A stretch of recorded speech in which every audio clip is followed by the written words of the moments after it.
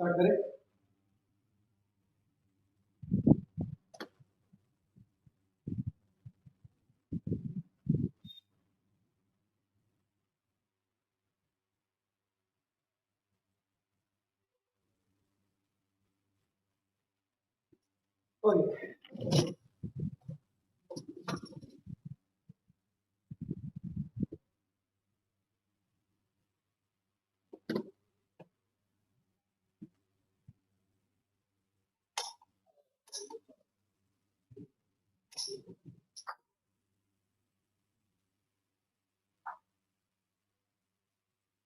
Hello hello.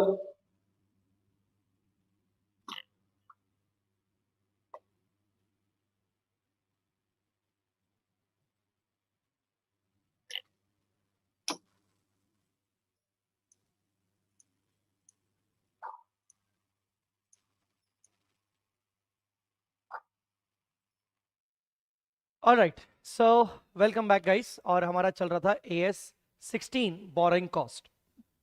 सबसे पहले जो हमने लास्ट क्लास में पढ़ा था 5 मिनट के अंदर, 5 से 7 मिनट के अंदर अपन पूरा उसको रिवाइज करेंगे। और आज का हमारा एजेंडा क्या है?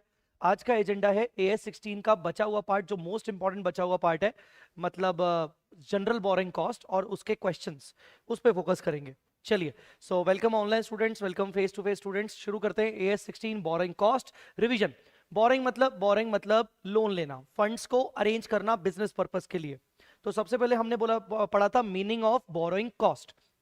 बोरिंग कॉस्ट मतलब interest cost and other cost incurred in relation to borrowing of funds. हमने कुल मिला के 5 पॉइंट्स देखे थे ना, 5 पॉइंट्स। 5 पॉइंट्स में हमने क्या क्या देखा था? हमने 5 पॉइंट्स में देखा था, वेट अ मिनट, 5 पॉइंट्स में हमने बोरिंग कॉस्ट को ये देखा था कि कुल मिला के बोरिंग कॉस्ट में सबसे पहले क्या आता है? इंटरेस्ट कॉस्ट, चाहे वो लॉन्ग टर्म लोन हो चाहे वो शॉर्ट टर्म लोन हो।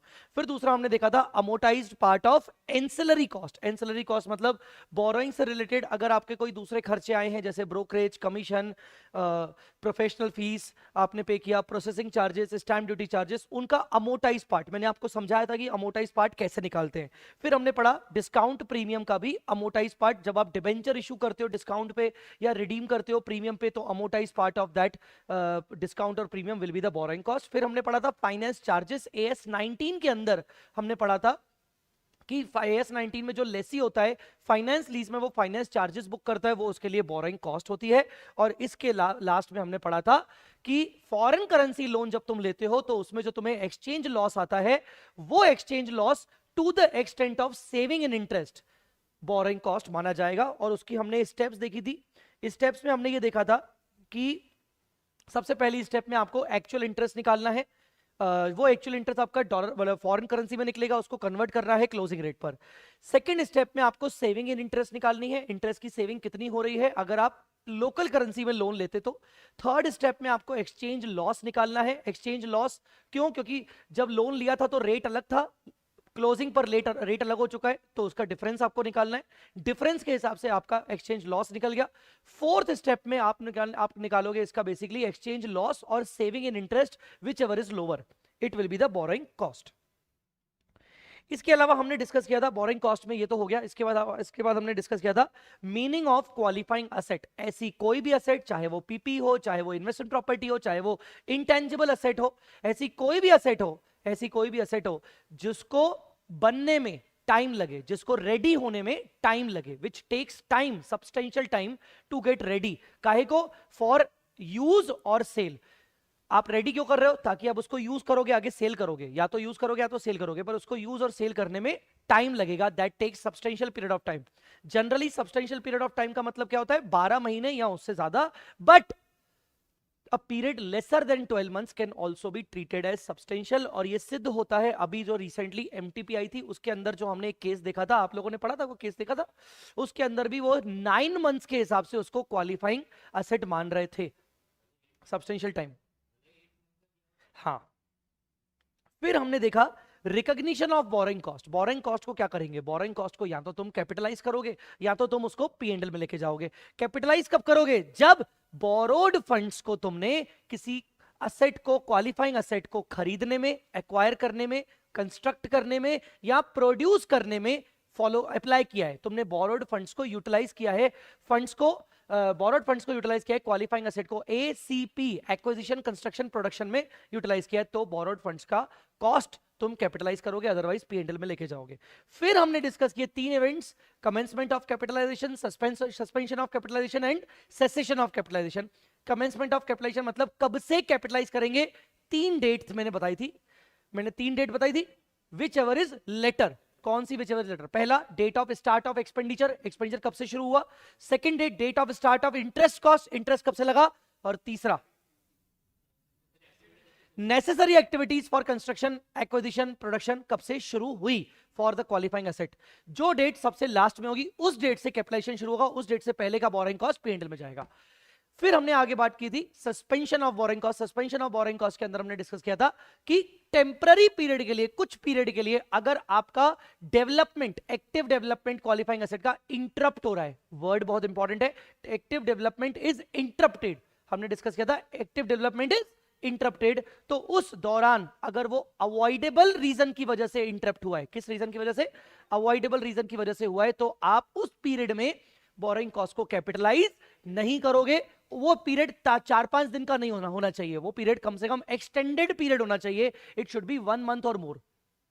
फिर हमने डिस्कस किया था अगर वो अनअवॉइडेबल रीजन की वजह से काम रुक रहा है, अनअवॉइडेबल रीजन जैसे कोरोना आ गया, कोविड आ गया, लॉकडाउन चला गया, या फिर आपका अर्थक्वेक आ गया, या फिर ऐसे रीजन जो हमारे कंट्रोल में नहीं थे, उनकी वजह से अगर आपका काम रुका है, तो ये यहां पर आप कैपिटलाइजेशन को नहीं रोकोगे, आप कैपिटलाइजेशन को कंटिन्यूअसली चलाते जाओगे। फिर हमने लास्ट में डिस्कस किया था कि ऐसी कौन सी डेट पर आप कैपिटलाइजेशन को फाइनली बंद कर दोगे, आज के बाद आप कैपिटलाइज नहीं करोगे। ऐसा थोड़ी होता है कि लोन आपने 10 साल के लिए लिया तो 10 साल का इंटरेस्ट आप कैपिटलाइज करते फिरो। भाई आपकी एसेट रेडी टू यूज हो चुकी है, तो once the asset is ready to use till that date आप कैपिटलाइजेशन करो, उसके बाद का बोरिंग कॉस्ट कैपिटलाइज नहीं करोगे। अगर आपकी एसेट पार्ट्स में हो रही है, क्या पार्ट्स में हो रही है, अगर आपकी एसेट्स पार्ट्स में रेडी हो रही है और वो पार्ट सेपरेटली यूजेबल है, सेलेबल है, तो उस पार्ट का बोरिंग कॉस्ट कैपिटलाइज वहां तक होगा, उसके बाद नहीं होगा। अंडरस्टूड और नॉट? ये डिस्कस किया था। फिर हमने बात की थी टाइप्स ऑफ बोरिंग, 2 प्रकार की बोरिंग होती है, स्पेसिफिक बोरिंग और जनरल बोरिंग। ये भी हमने लिखा था, बहुत अच्छे से लिखा था हमने, स्पेसिफिक बोरिंग और जनरल बोरिंग। तो स्पेसिफिक बोरिंग बेसिकली पर्पस होता है कि हम किसी स्पेसिफिक 1 और मोर असेट के लिए बोरो कर रहे हैं, और जनरल बोरिंग में कोई पर्पस डिफाइंड नहीं होता, कौन सी असेट के लिए बोरो कर रहे हैं पर्पस डिफाइंड नहीं होता। स्पेसिफिक बोरोइंग के अंदर जो बोरोइंग कॉस्ट होगा वो कैपिटलाइज होगा उसी स्पेसिफिक असेट में after deducting the temporary income.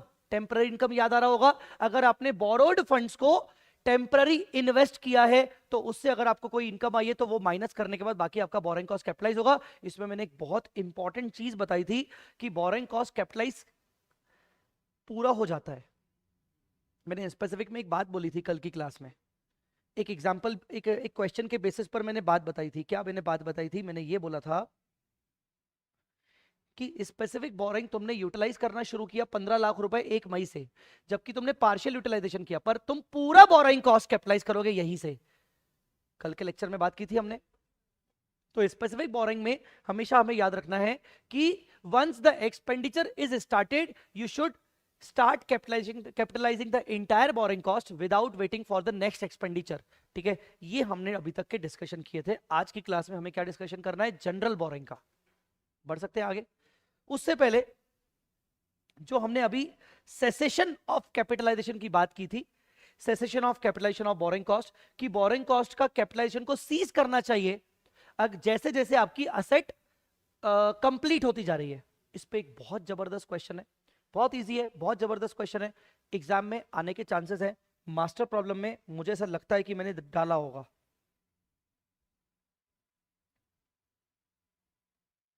हाँ डाला है, क्वेश्चन नंबर 32,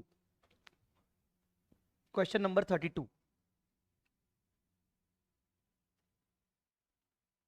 ये उसी पर है, cessation of capitalisation of borrowing cost. Question number 32। Online students एक बार आप प्लीज चैट पर आ जाइए अच्छे से, और मुझे बताइए कि आप सबके पास ये मास्टर प्रॉब्लम्स है कि नहीं, online students. Question 32, Harish construction company.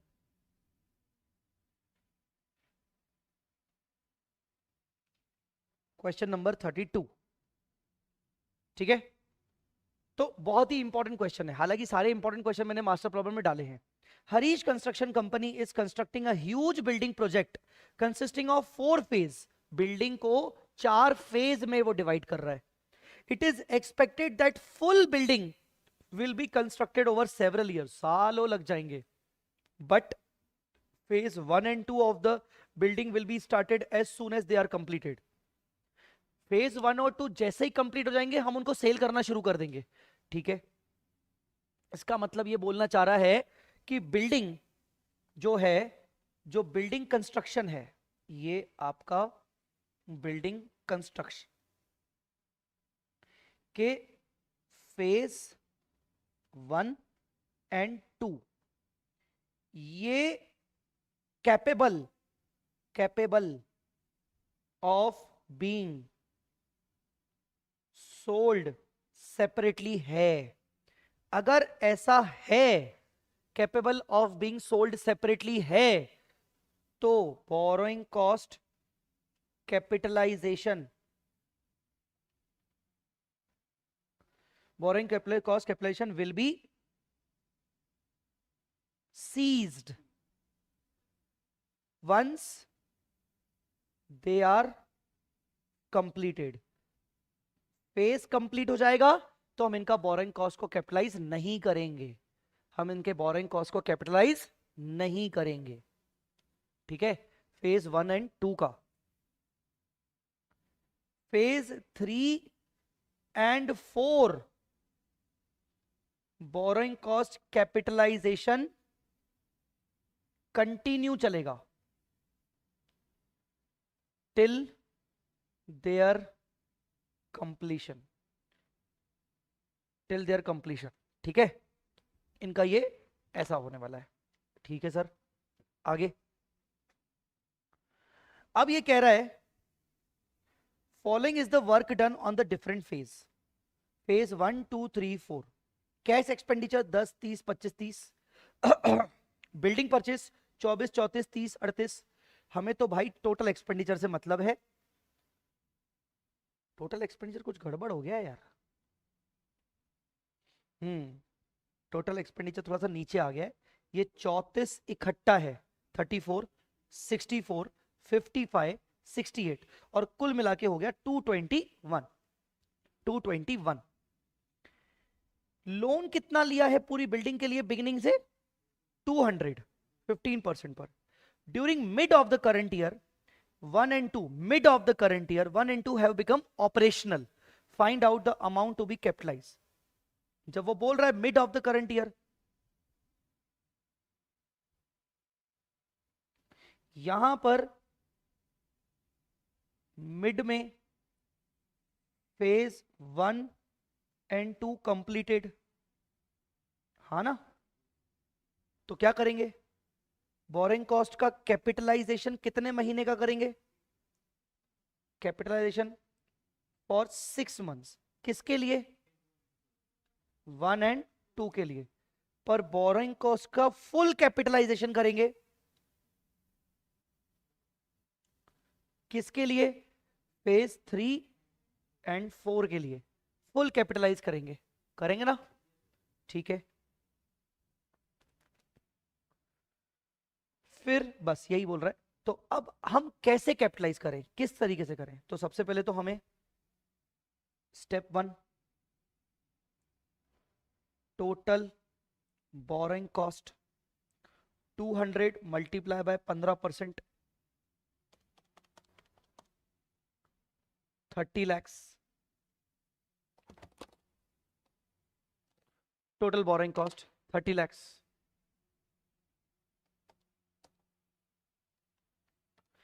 अब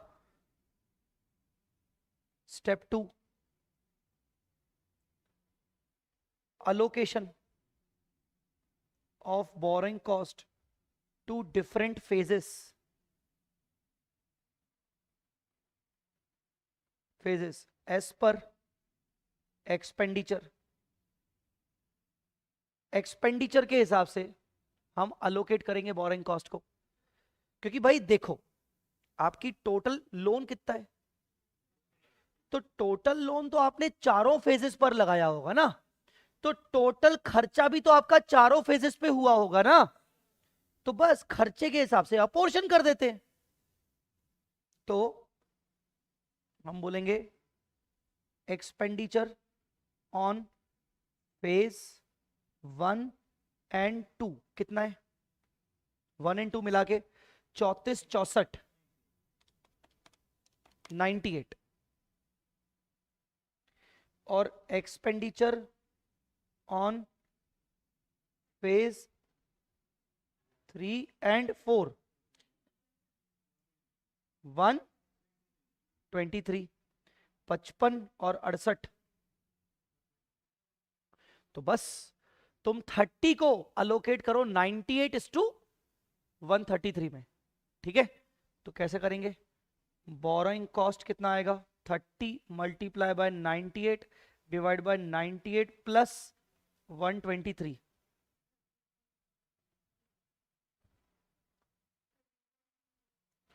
3 डिजिट में 303 lakhs। और इसको borrowing cost 30 multiply by 123 divide by 98 plus 123, 16.697 lakhs। हमारा क्या होगा, क्या बोला था हमने, borrowing cost full capitalisation for 3 4, तो ये वाले को फुल कैपिटलाइजेशन, और इसका तो कैपिटलाइजेशन 13.303 डिवाइड बाय 2 कितना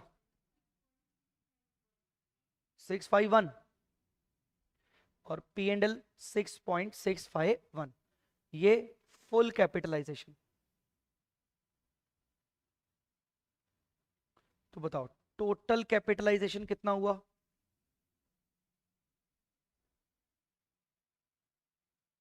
6.651 प्लस 16.697,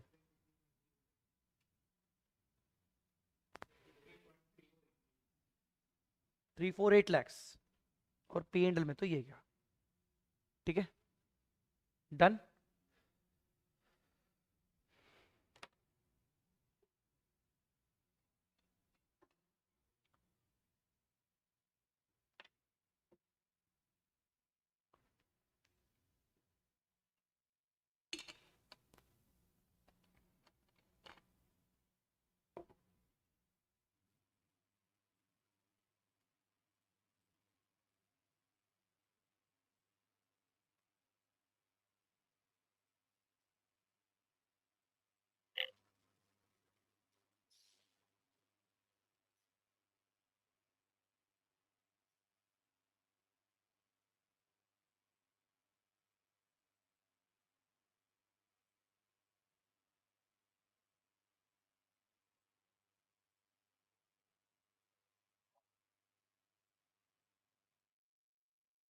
ठीक है, आगे बढ़ सकता हूं, बढ़ना ही पड़ेगा और कोई ऑप्शन नहीं है मेरे पास। जनरल बोरिंग, अब मेरी बात को ध्यान से सुनिएगा। जनरल बोरिंग जैसा कि मैंने आपको बोला था, किसी एक असेट के लिए नहीं ली जाती, किसी एक पर्पस के लिए नहीं ली जाती। जनरल बोरिंग का अमाउंट मल्टीपल असेट में यूज हो सकता है, तो ये याद रखना, loan can be utilised for multiple qualifying assets and non qualifying assets. मतलब आप एक ही लोन को अलग अलग अलग अलग तरीके से अलग अलग यूज कर रहे हो, ठीक है ना, ठीक है। If multiple loan are utilised for different purpose, अगर डिफरेंट पर्पस के लिए मल्टीपल लोन यूटिलाइज हो रहा है तो हम निकालेंगे वेटेड एवरेज बोरोइंग रेट। क्या निकालेंगे? Weighted average borrowing rate. तो पहले अपन निकालना सीखेंगे weighted average borrowing rate. Weighted average borrowing rate,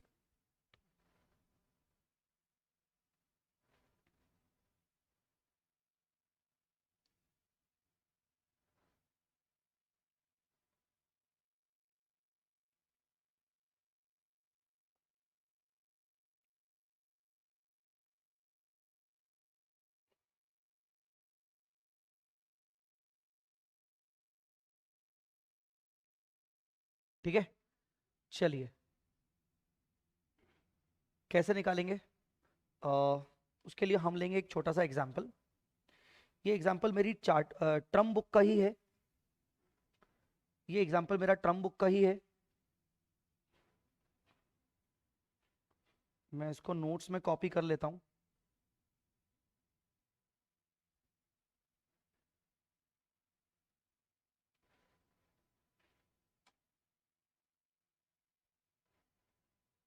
simple सा एग्जाम्पल है। 1 अप्रैल को एसबीआई का लोन लिया आपने 10% पर 20 लाख। 1 जून को एचडीएफसी का लोन लिया आपने 12% पर 25 लाख। 1 दिसंबर को आईसीआईसीआई लोन लिया आपने 10.5% 30 लाख।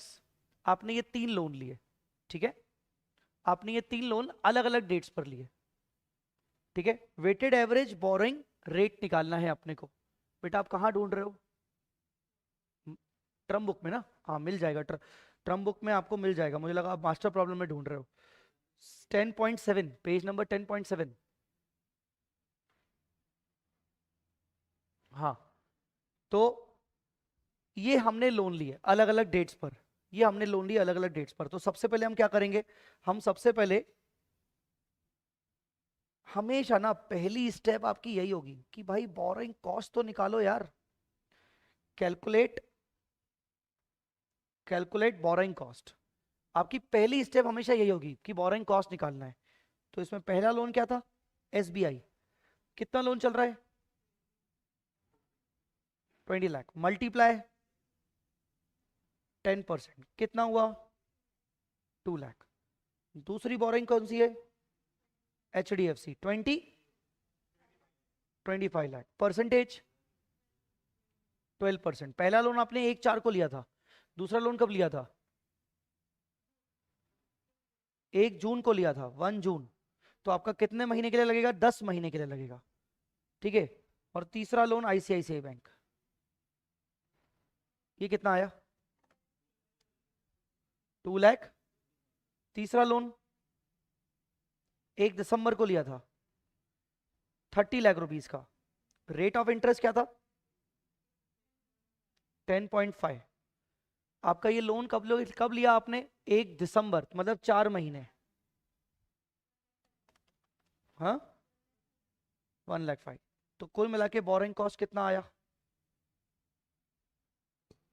5,55,000। 5,55,000। ऑनलाइन में जो बच्चे देख रहे हैं ये वीडियो, आप लोग सॉल्व कर रहे हैं? आप लोग हैं अवेलेबल? जिंदा हो तुम लोग? चलिए आगे। ये हो गई टोटल बोरिंग कॉस्ट। हमें क्या निकालना है? हमें निकालना है WABR। हमें WABR निकालना है, रेट निकालना है, एक कॉमन रेट। सर ये होता क्या है? ऐसा रेट जो इन तीनों बोरिंग को रिप्रेजेंट करे। एक ऐसा रेट जो तीनों बोरिंग को रिप्रेजेंट करे। एक सिंगल रेट चाहिए क्योंकि इन तीनों के रेट अलग अलग हैं। तो ये तीनों को रिप्रेजेंट करे, एक कॉमन रेट चाहिए। तो कॉमन रेट को WABR बोलते हैं। तो कैसे निकालेंगे? Total borrowing cost divided by total borrowing outstanding during the year. Total borrowing outstanding during the year, ठीक है। तो टोटल बोरोइंग कॉस्ट कितनी है? 555,000। टोटल बोरोइंग आउटस्टैंडिंग कैसे निकलेगी? उसके लिए हम बोलेंगे आपकी एसबीआई का लोन कब से आउटस्टैंडिंग था? 1 अप्रैल। इंटरेस्ट भी तो आपने पूरे 12 महीने का निकाला ना, तो एसबीआई का बोरोइंग जो था वो 20 लाख रुपीस का था। It was outstanding for whole 12 months.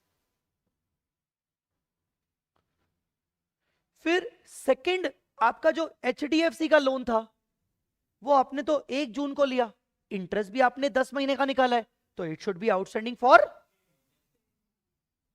10 months.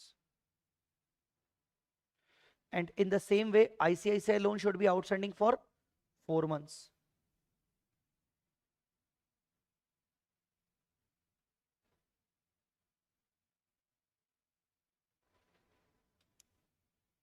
इस तरीके से अपना आएगा।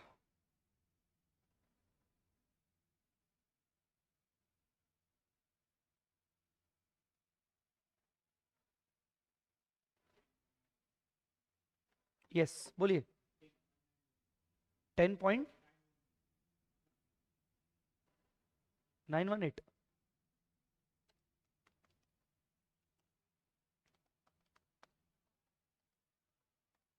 ठीक है, 10.918 आ रहा है। तो इस तरीके से आप निकालते हो weighted average borrowing rate, WABR। WABR निकल गया।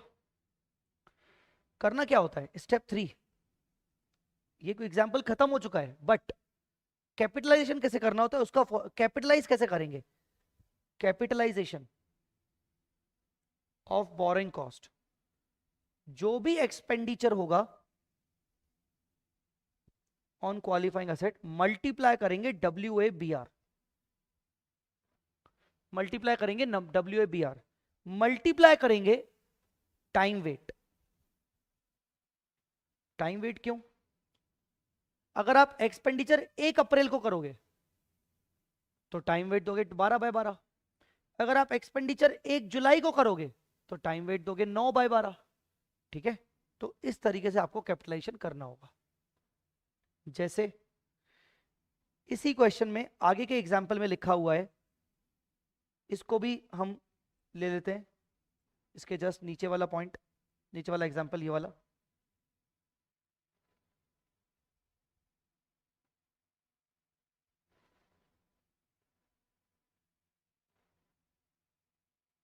कि हमें उसी क्वेश्चन को भी कंटिन्यू करना है और आगे वो अलग अलग डेट वाइज एक्सपेंडिचर करवा रहा है, अलग अलग डेट वाइज एक्सपेंडिचर कर रहा है। तो हम क्या बोलेंगे, सबसे पहले मशीन ए, मशीन ए में 1/4 को किया एक्सपेंडिचर, कितना किया, मल्टीप्लाई बाय 10.918% मल्टीप्लाई बाय 12/12। तो बताइए कितना बोरिंग कॉस्ट कैपिटलाइज हुआ?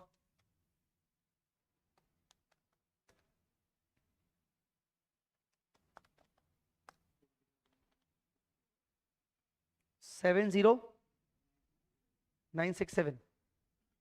ठीक है, ये क्या हुआ, कैपिटलाइज्ड, ये borrowing cost capitalised. Machine B, machine B का कैपिटलाइजेशन कैसे होगा, वो कब हुआ, 1 जून। 1 जून, तो 1 जून 20 लाख का एक्सपेंडिचर किया, आउट ऑफ बोरोड फंड्स किया होगा, तो 10.918%। 1 जून को किया ना, तो 10/12।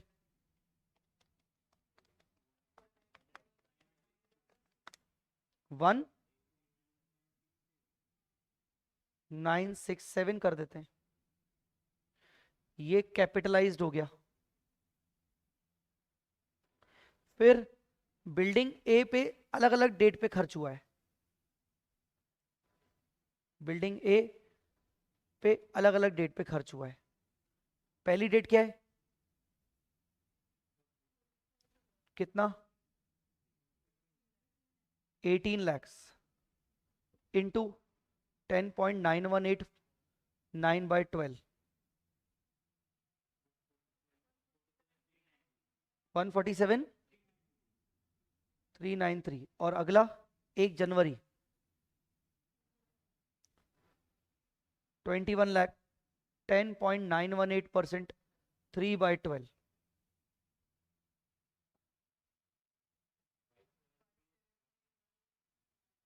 5731 तो ये कैपिटलाइज, ये कैपिटलाइज, ये कैपिटलाइज, ये कैपिटलाइज, टोटल कैपिटलाइजेशन कितना हुआ? टोटल बोरिंग कॉस्ट कैपिटलाइज कितना हुआ?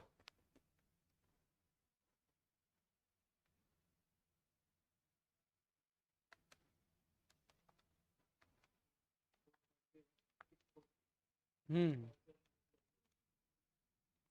457646। तो बताइए टोटल बोरिंग कॉस्ट P&L में कितना चार्ज होगा? आपका टोटल बोरिंग कॉस्ट था कितना? 555, 555 पिछले एग्जाम्पल में।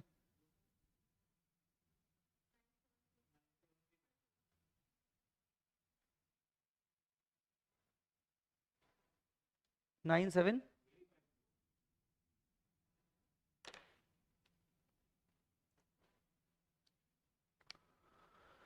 ठीक है, डन। इस तरीके से हम करते हैं। वापस एक बार रिवाइज करूं। सबसे पहले क्या किया? टोटल बोरिंग कॉस्ट निकाला। क्या निकाला? अलग अलग रेट पर होंगी, टोटल बोरिंग कॉस्ट निकालो। निकाल लिया। टोटल बोरिंग कॉस्ट को न्यूमरेटर में रखा, डिनोमिनेटर में क्या रखा? बोरिंग को।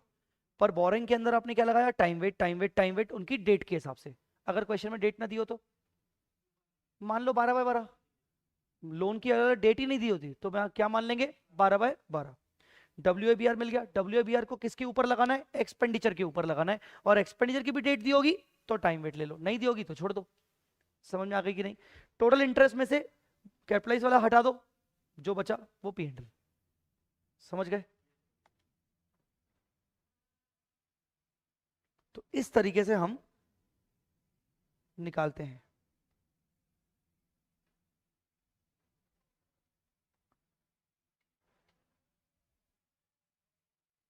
आइए क्वेश्चन 31, क्वेश्चन 31 मास्टर प्रॉब्लम का।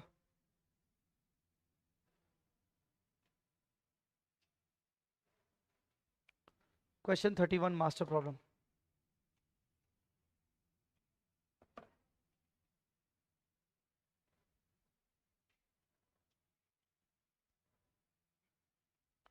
Boring of the Centra pharmaceuticals setup for the manufacture of antibiotic at Navi Mumbai और अंडर। इसमें एक चीज छोटी सी मिसिंग है। इसमें बोलो आपका जो फाइनेंशियल ईयर है वो कैलेंडर ईयर है। आपका जो फाइनेंशियल ईयर है वो कैलेंडर ईयर है।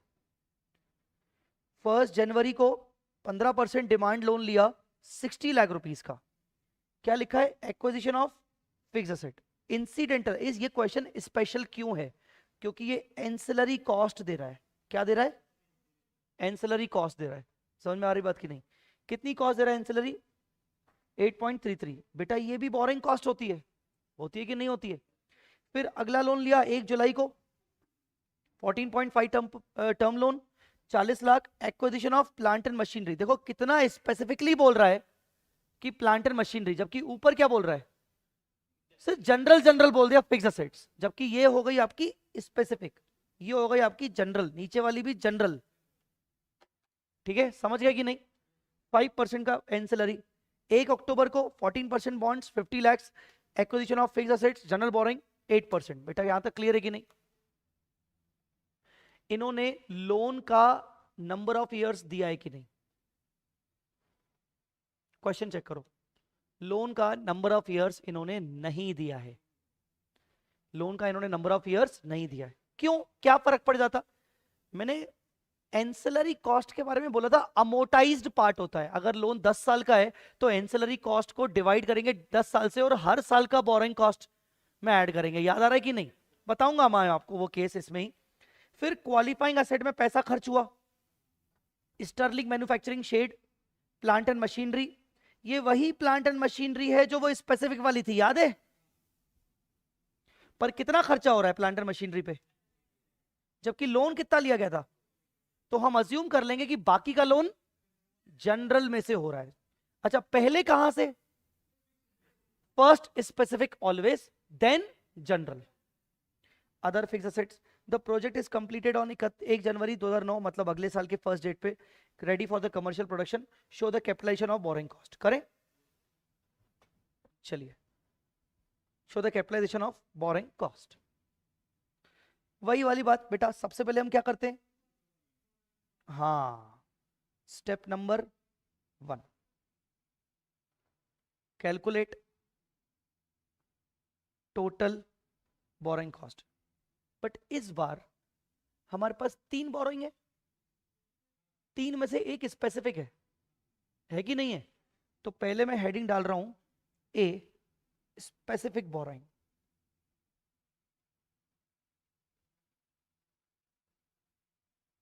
हाँ जी, क्या नाम है उसका?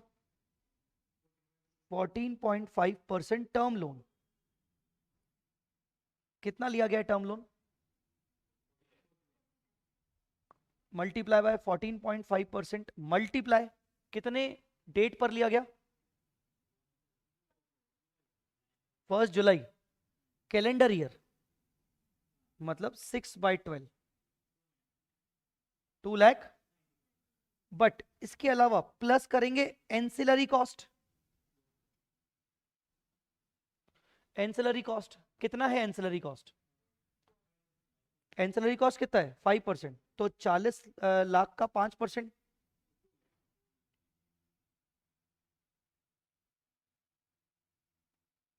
कितना आया? 2 लाख। 40 लाख का 5%, 2 लाख। सुनो, अगर क्वेश्चन में टर्म लोन का नंबर ऑफ ईयर दिया होता तो डिवाइडेड बाय, मान लो नंबर ऑफ ईयर दिया होता 10, तो कितना आता? 20,000। तो मेरे लिए टोटल बोरोइंग कॉस्ट कितनी होती है? ये वाली टोटल मतलब इन दोनों का टोटल, ये और इसका 20,000, 310। पर क्योंकि मेरे को नंबर ऑफ ईयर्स, तो पूरा ही मान लो।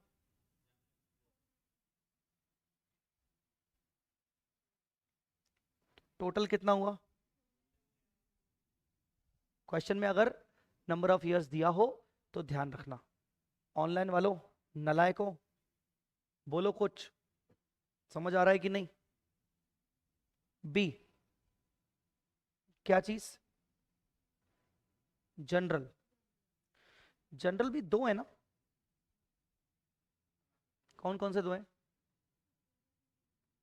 15% डिमांड, 14% बॉन्ड्स। तो बताओ डिमांड लोन कितना है?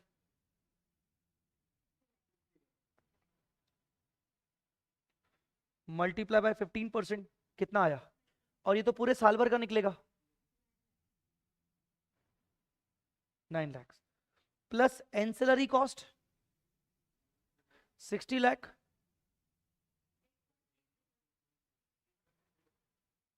नहीं, of course Daksh, month wise ही करेंगे बिल्कुल। मतलब मैं जस्ट एग्जांपल दे रहा था कि अगर जैसे तुम मंथ वाइज पूछ रहे हो तो डिवाइड बाय 10 इयर्स किया, फिर डिवाइडेड बाय 2 कर, मतलब क्या बोलते हैं, मल्टीप्लाई बाय 6/2 करेंगे, मल्टीप्लाई 6/12 करेंगे, क्योंकि ये 6 महीने का लोन चल रहा है। तो ऑफकोर्स डिवाइड करेंगे डेफिनेटली, वो तो हम मंथ वाइज जाएंगे अगर मान लो बीच में कहीं लोन लिया है तो। बस तुम भावनाओं को समझ गए कि हमें प्रपोर्शनेट लेना है, बस ये ध्यान रखना है। ठीक है? हाँ, बोलो। 60 लैक्स। हम्म। अरे 5 मानो रे, तो ये हुआ 14 लाख। अगला बॉन्ड,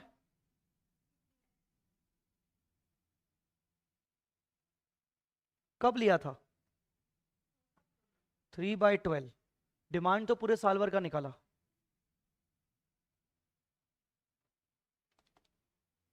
कितना आया?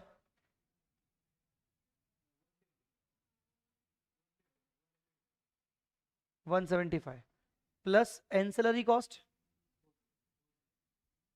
50 लाख का 8%, 4 लाख। तो कितना आया? अब WABR निकालने के लिए क्या करूं? सिर्फ इन दोनों को जनरल को लूं कि जनरल के साथ स्पेसिफिक भी लूं? ओनली जनरल को लेंगे WABR के लिए, स्पेसिफिक नहीं लेंगे। तो चलिए, स्टेप 1 हो गई है। Step 2, WABR for general borrowings,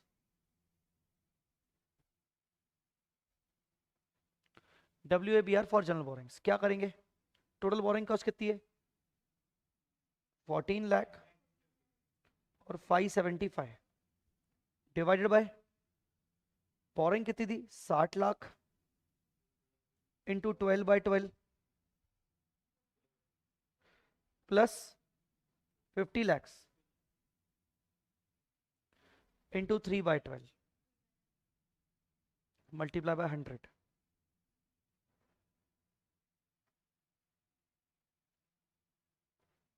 multiply by 100 बोलो।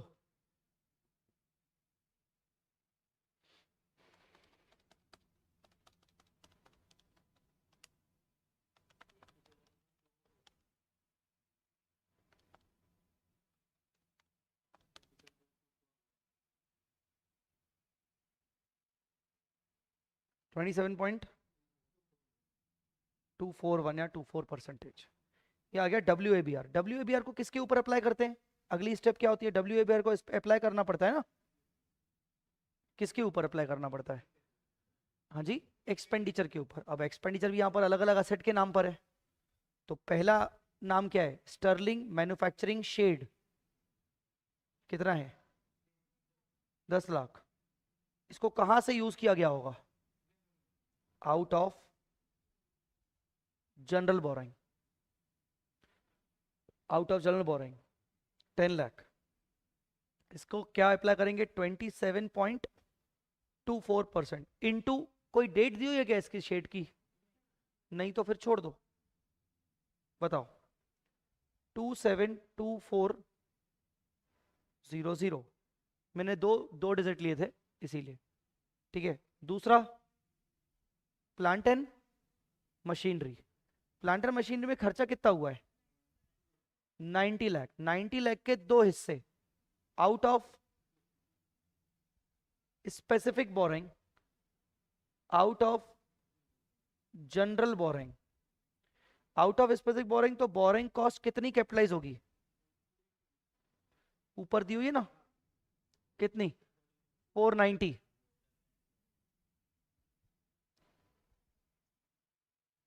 और आउट ऑफ जनरल कितनी होगी? 90 में से स्पेसिफिक बोरिंग कितने की थी? 40 लाख की थी। तो जनरल की कितनी थी? 50।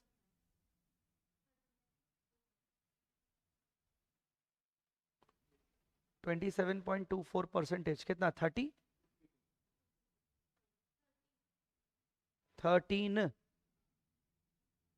1362 इतना कैपिटलाइज होगा प्लांट एंड मशीनरी। तीसरा क्या था? अदर फिक्स्ड असेट्स, जो कि आउट ऑफ जनरल बोरिंग हुआ होगा। जनरल बोरिंग हुआ होगा। ये क्या, एक बच्चा परेशान हो रहा है, कल भी बोल रहा था, नमन अग्रवाल सर तात्या मतलब।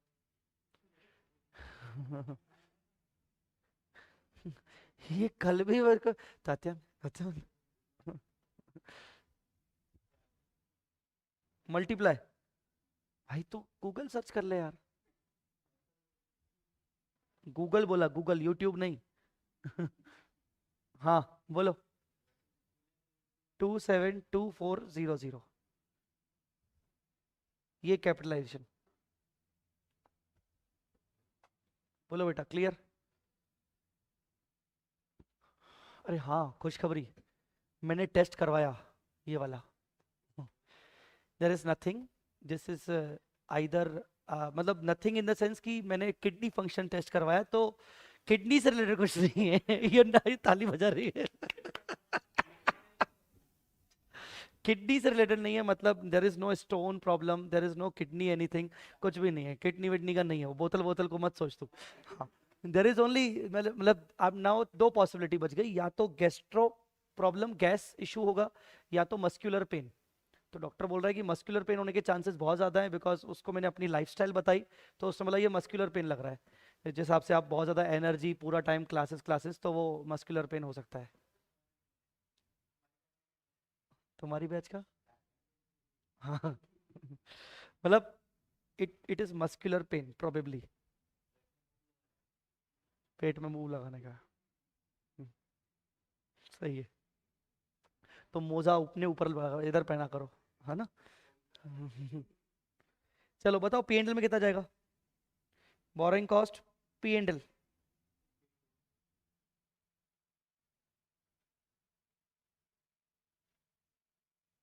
पी एंडल में कितना जाएगा, टोटल बोरिंग कॉस्ट आपकी कितनी थी, पहले पहले टोटल बोरिंग कॉस्ट बताओ। ना ही, टोटल बोरिंग कॉस्ट थी स्पेसिफिक वाली 490, और ये 1975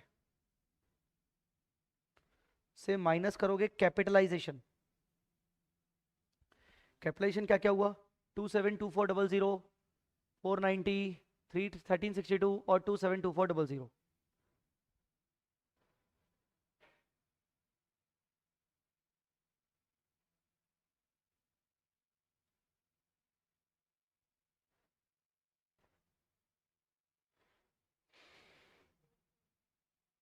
कितना बचा, 68।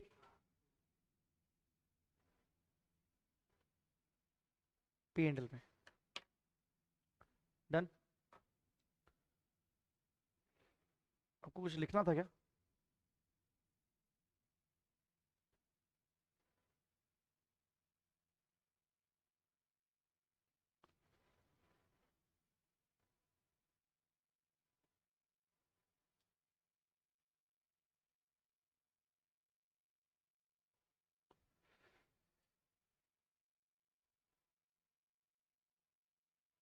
So in this way, we used to calculate our borrowing cost. Done, guys?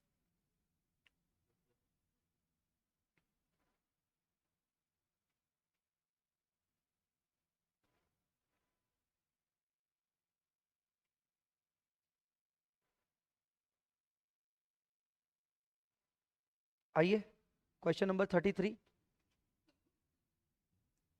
Question 33, April 1st, Workhouse Limited took a loan from financial institution 25 lakh for the construction of building। बेटा ये specific है, कैसे पता चला मुझे, for construction of building, rate is 12%।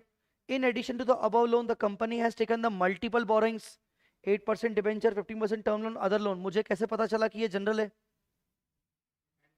क्योंकि in addition तो बोल ही रहा है पर कोई असेट्स के नाम नहीं ले रहा है कि किन असेट्स के लिए लिया गया। Company has utilise the above funds in the construction or purchase of the following asset. Building में भी यूज किया, फर्नीचर में यूज किया, प्लांट में और फैक्ट्री शेड में भी यूज किया। चलो मुझे तो जल्दी जल्दी ऐसे ही बगल में बताओ इसके, थोड़ा जल्दी बताओ। इस पे इंटरेस्ट कितना आएगा। सर ज्यादा चाय से गैस की प्रॉब्लम हो जाती है, शायद वो भी हो सका। मैंने अपनी लाइफ में चाय नहीं पी है, बताओ। नालायक, मैं नहीं पीता हूँ चाय। जल्दी करो, 15 लाख मल्टीप्लाई बाय 8% कितना, 120।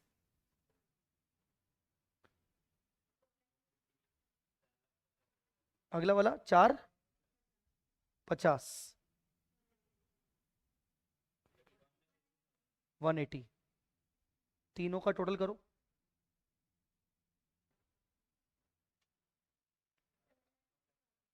7 divided by total borrowing 15, 30, 18। Date तो दी नहीं हुई है, 15, 30, 18, 63।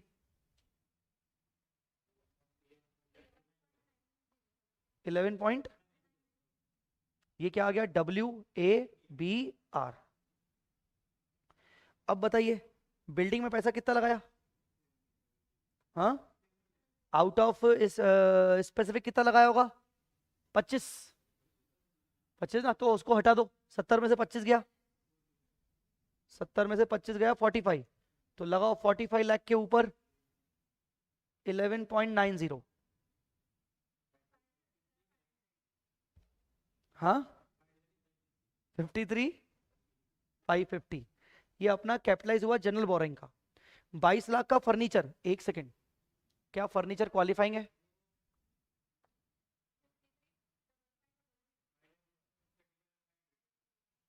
फिर से बोलना। 535 500। अब मुझे बताओ फर्नीचर क्वालिफाइंग एसेट है क्या? तो इस पे कैपिटलाइज नहीं होगा। ये ध्यान रखना है क्वेश्चन वहां पर एग्जाम में कि furniture is not a qualifying asset. Furniture तो भाई रेडी टू यूज होता है ना। Whether furniture take substantial period of time to get ready for use, no. तो नो कैपिटलाइजेशन। समझा कि नहीं? आगे लिखा भी होगा शायद। Construction of building, plant machinery, factory shed was completed on 31st March. Ready-made furniture was purchased directly from the market. मतलब क्वालिफाइंग नहीं है। Factory was ready for the production. तो बाकी हम मान के चल रहे हैं कि बाकी क्वालिफाइंग है। तो प्लांट एंड मशीनरी बोलिए। Plant and machinery multiply by 11 point.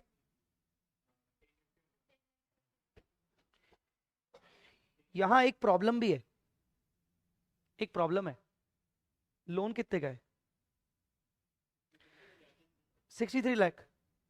Plant and machinery कितने की है? 90 लाख। अगर प्लांट एंड मशीनरी 90 लाख है तो जो भी आप मल्टीप्लाई करोगे आपका आंसर पूरा आएगा ही नहीं सही। क्योंकि आपका इंटरेस्ट तो बहुत ज्यादा कैपिटलाइज हो जाएगा ना, उतना तो इंटरेस्ट लगा ही नहीं होगा। कुछ आया समझ में कि नहीं? फिर फैक्ट्री शेड भी 43 लाख है। आप कैसे कर सकते हो यार, मतलब पॉसिबल ही नहीं है। समझ में आएगी नहीं? नहीं समझ में आया। तो पॉइंट ये है कि हम ये परसेंटेज अप्लाई तो करने जाएं, पर ये तो बहुत सारा अमाउंट लगाया हुआ है। समझा? अभी मैंने आंसर नहीं देखा। दूसरा तरीका या तो ये है, अगर हम प्लांट एंड मशीनरी, बिल्डिंग और फैक्ट्री शेड को मान भी लें कि वो क्वालिफाइंग एसेट है, तो या तो हम ये कर सकते हैं, छोड़ो WABR, छोड़ो WABR, टोटल इंटरेस्ट कितना है? 7.5। हाँ, हम ये मान के चलते हैं कि 63 लाख रुपए को यूटिलाइज किया गया होगा। बिल्डिंग 70 में से 25 गई, कितना? 45। Furniture 22, plant and machinery 90, factory 43। इनकी कॉस्ट के प्रपोर्शन में हमने 63 लाख को यूज किया होगा। मतलब 63 लाख पूरा ना हमने बिल्डिंग में डाला होगा, ना पूरा फर्नीचर में डाला होगा, ना पूरा प्लांट में डाला होगा, ना पूरा फैक्ट्री शेड में डाला होगा। हमने 63 को सब में डाला होगा, थोड़ा थोड़ा थोड़ा थोड़ा थोड़ा। समझे कि नहीं समझे? तो इसीलिए क्या करेंगे, 7,50,000 के इंटरेस्ट को इन चारों के प्रपोर्शन में डिवाइड कर सकते हैं। नहीं समझा? तो 750, एक जैसे मैं जस्ट मैं बता रहा हूं कि ऐसा होना चाहिए कायदे से, मल्टीप्लाई बाय 45 डिवाइडेड बाय 200। क्या? हाँ, 168। तो बिल्डिंग के ऊपर कैपिटलाइजेशन होगा 168,750। फर्नीचर का, फर्नीचर नहीं नहीं, फर्नीचर के प्रपोर्शन में जाओ तो सही, वो P&L में चला जाएगा। फर्नीचर में कैपिटलाइज नहीं होगा, पर फर्नीचर की कॉस्ट में लोन लगा तो होगा ना। जाएगा कहां? P&L में। समझा कि नहीं? एक बार देख लेते हैं इनका आंसर इन्होंने क्या किया है। वही किया है, 168,750, 82,500 वही किया है। मतलब इस क्वेश्चन में WABR निकालने की जरूरत क्यों नहीं है? क्योंकि अगर परसेंटेज को अप्लाई करना शुरू किया तो इंटरेस्ट तो बहुत ज्यादा बढ़ जाएगा, उतना इंटरेस्ट है भी नहीं। तो इसलिए डायरेक्टली अमाउंट ऑफ इंटरेस्ट को चारों की कॉस्ट के प्रपोर्शन में एलोकेट कर दो। भाई अच्छा क्वेश्चन है।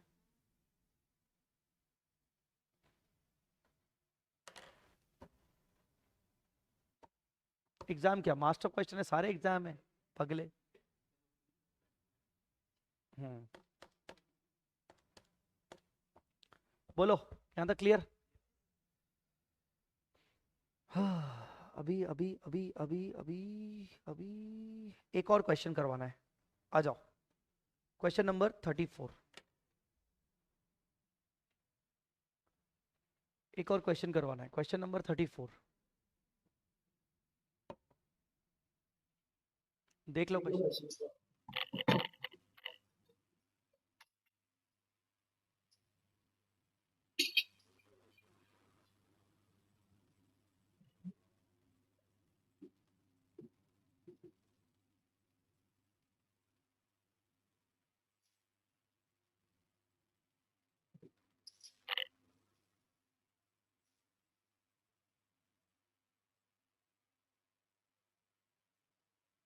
शुरू करें। तो ABC limited started construction of the asset on 1 December. Construction चला कब तक? Continues till 31 March and is expect to go beyond a year. तो करंट ईयर में कंस्ट्रक्शन एक्टिविटी सिर्फ 4 महीने हो सकती है, कोई दिक्कत नहीं है। मुझे बताओ, कमेंसमेंट ऑफ कैपिटलाइजेशन 3 डेट में से विच एवर इज लेटर। कौन सी 3 डेट? एक्सपेंडिचर कब से शुरू हुआ, लोन कब, इंटरेस्ट कब से लगा, और नेसेसरी एक्टिविटीज कब से शुरू। इन्होंने कंस्ट्रक्शन शुरू कब से किया? अब मुझे बताओ, इवन तो अगर लोन 1 दिसंबर से पहले ले लिया हो तो भी 1 दिसंबर से पहले का इंटरेस्ट कैपिटलाइज नहीं होगा, क्योंकि काम ही 1 दिसंबर से शुरू हुआ है। समझा कि नहीं समझा? Entity has not taken any specific borrowing to finance the construction. साफ साफ बोल रहा है स्पेसिफिक बोरिंग नहीं है, but has incurred finance cost on the general borrowings during the construction period. ठीक है। The directly attributable expenditure at the beginning of the month on this asset was 10 lakh in। अच्छा, अब expenditure का तरीका बता रहा है, एक्सपेंडिचर का तरीका बता रहा है। कौन सा क्वेश्चन है ये? 34। एक्सपेंडिचर क्या बता रहा है? बिगिनिंग ऑफ एवरी मंथ 1 दिसंबर को कितना खर्चा किया? 10 lakh. 4 lakh in each of the month of January to March. 1 जनवरी को कितना किया? 4 लाख। 1 फरवरी को कितना किया? 4 लाख। और 1 मार्च को कितना किया? 4 लाख।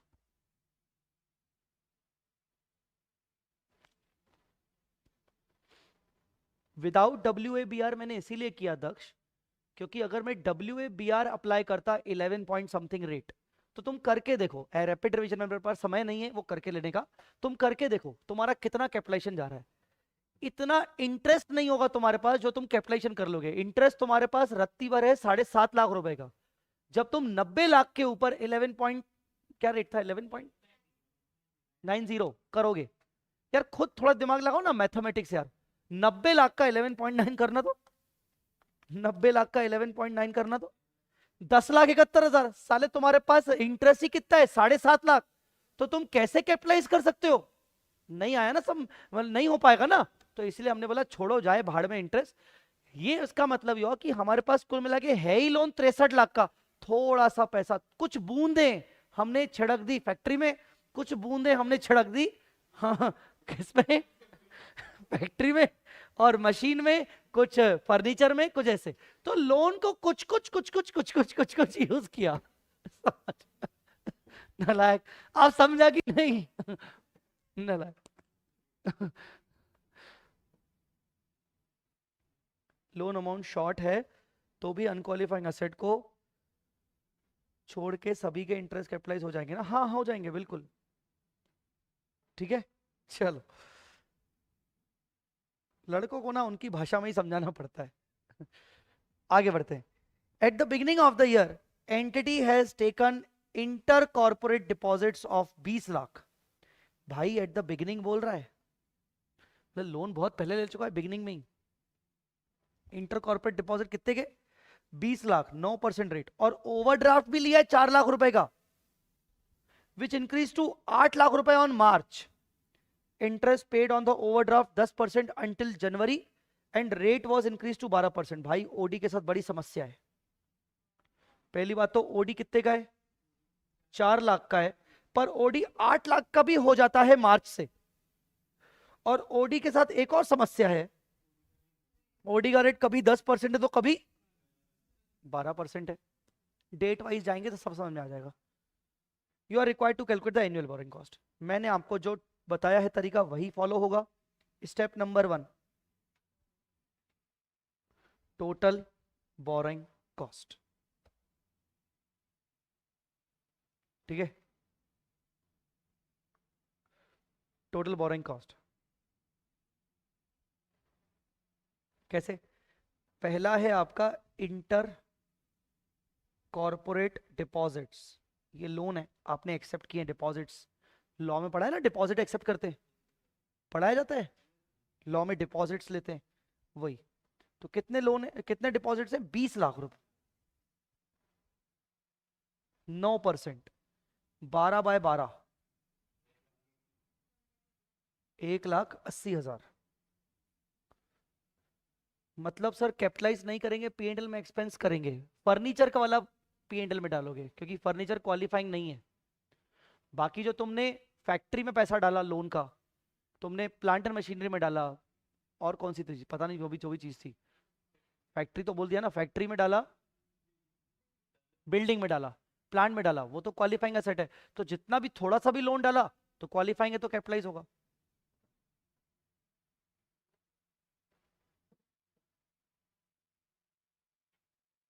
हाँ, अगला, नेक्स्ट, नेक्स्ट क्या था, ओडी, ओडी था ना, ओडी कितना था, और ओडी भी भैया बिगिनिंग से ही होगा, at the beginning of the year comma the entity has taken corporate and 9% rate of and had an overdraft of 4 lakh. तो ओडी भी भैया बिगिनिंग से ही होगा। तो बिगिनिंग से ओडी कितना था, 4 लाख। 8 लाख कब हुआ, 1 मार्च को। तो 4 lakh multiply by rate of interest कब बढ़ा, जनवरी में, अंटिल 1 जनवरी।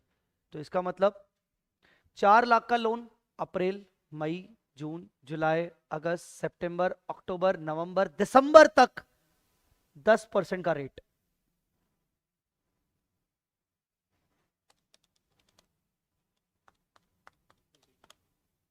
30,000। जनवरी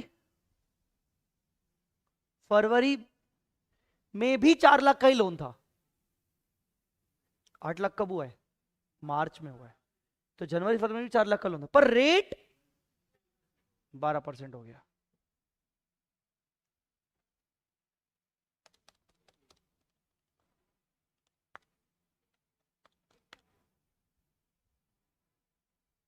और लास्ट में लोन 8 लाख हो गया, 12%, 1/12,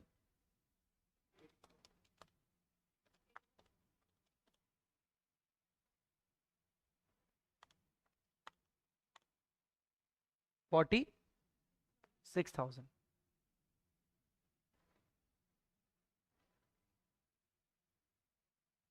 समझा कि नहीं। तो टोटल बोरिंग कॉस्ट कितना आ गया, 220। पहली स्टेप हमेशा ये होती है, सेकंड स्टेप क्या होती है,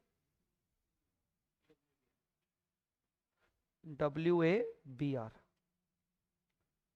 क्या करेंगे WABR के लिए, 226 होल डिवाइडेड बाय, तुम्हारा इंटर कॉर्पोरेट डिपॉजिट कितना था, 20 लाख।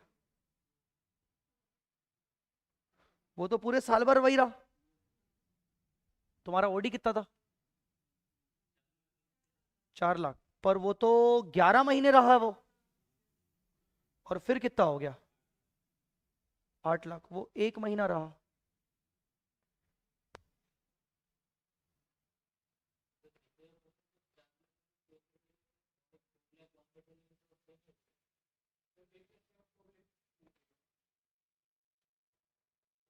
क्या बोल, दोनों अलग अलग पूछ रहे हो, एक एक पूछ रहे हो, क्या बोल रहे हो, करके देखो, मैथमेटिक्स मेरी ज्यादा स्ट्रांग नहीं है। 4 लाख और एक और 4 लाख को 1/12 लेके, है ना, 433। यहाँ क्या आ रहा है, 4 लाख 11/12, 8 लाख 1/12। हाँ वही आ रहा है, वही हो रहा है। हाँ तुम क्या बोल रहे हो, ओके। चलो बताओ कितना आ रहा है,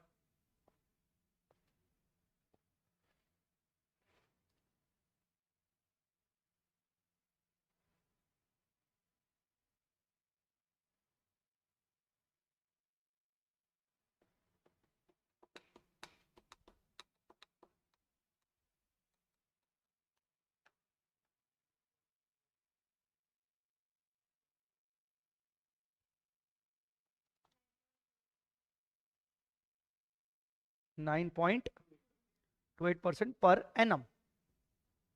अब बताओ तीसरी स्टेप क्या होती है, कैपिटलाइजेशन। क्या फॉर्मूला होता है? Expenditure multiply by WABR multiply by time weight, याद है ना?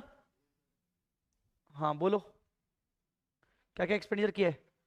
ये था ना एक्सपेंडिचर, ये, अरे यहीं पे कर लेते हैं यार, मल्टीप्लाई बाय, बोलो 9.28%, multiply by 4/12, multiply by 9.28%, multiply by 3/12, 9.28%, 2/12,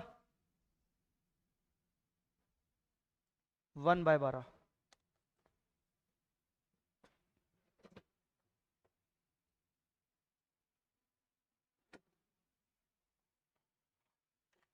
हे भगवान,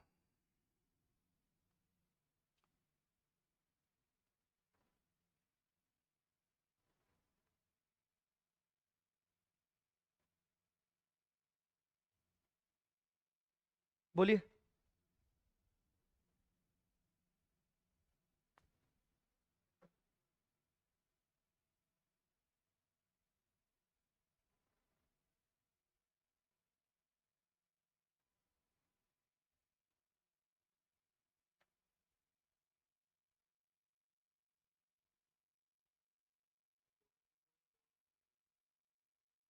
हम्म,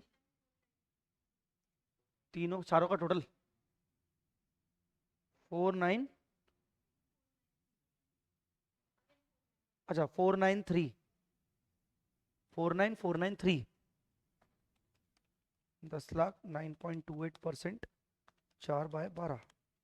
पहले का था 30933, है ना? 9280,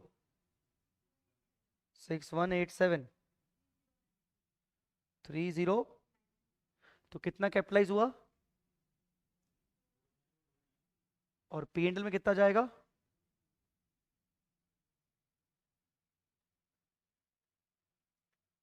P&L में कितना जाएगा? हाँ बोलो बोलो।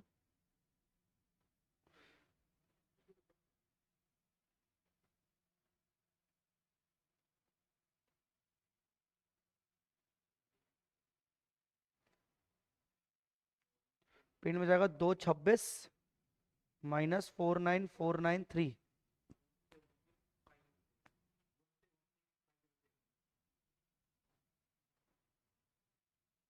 ये हो गया तुम्हारा AS16 का जनरल बोरिंग भी इसी तरीके से। बस दैट्स इट, बाकी मास्टर प्रॉब्लम के 2-4 क्वेश्चन और हैं, वो निपटा लेना, वो कुछ खास नहीं है।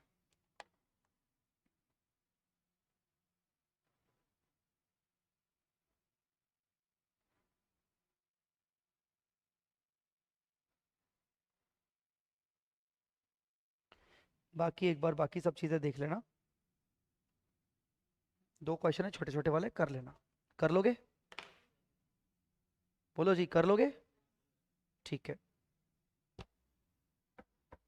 तो गाइस इसी के साथ हमारा हो गया AS16, चार्ट बुक से भी अब आराम से रिवाइज हो जाएगा आपका। ठीक है, तो कल की क्लास में, अच्छा एक चीज मुझे बतानी भी थी, कल क्लास नहीं लूंगा मैं एक्चुअली, कल मेरा CA फाइनल का बहुत एक लंबा सेशन है, तो मुझे कल CA फाइनल का सेशन के चक्कर में मैं कल क्लास नहीं ले पाऊंगा। संडे को इफ पॉसिबल मेरे को टाइम मिला तो मैं डेफिनेटली आपका AS10 शुरू करूंगा, और AS10 आपको संडे का ही खत्म कर दूंगा। उसके लिए मैं आपको टाइम पहले बता दूंगा कि संडे को क्लास होगा कि नहीं होगा और कितने बजे होगा। होगा भी तो मैं घर से ही लूंगा क्लास, यहाँ पर संडे को आके पॉसिबल नहीं है। तो AS10 रहेगा इसके बाद का टॉपिक। कैश फ्लो अपना टॉपिक ऑलरेडी हो चुका है, और AS10 करने के बाद अपन कंसोलिडेशन उठाएंगे। ठीक है गाइस, चलिए बहुत बहुत धन्यवाद आप सबका, थैंक यू सो मच, मिलते हैं अगले क्लास में।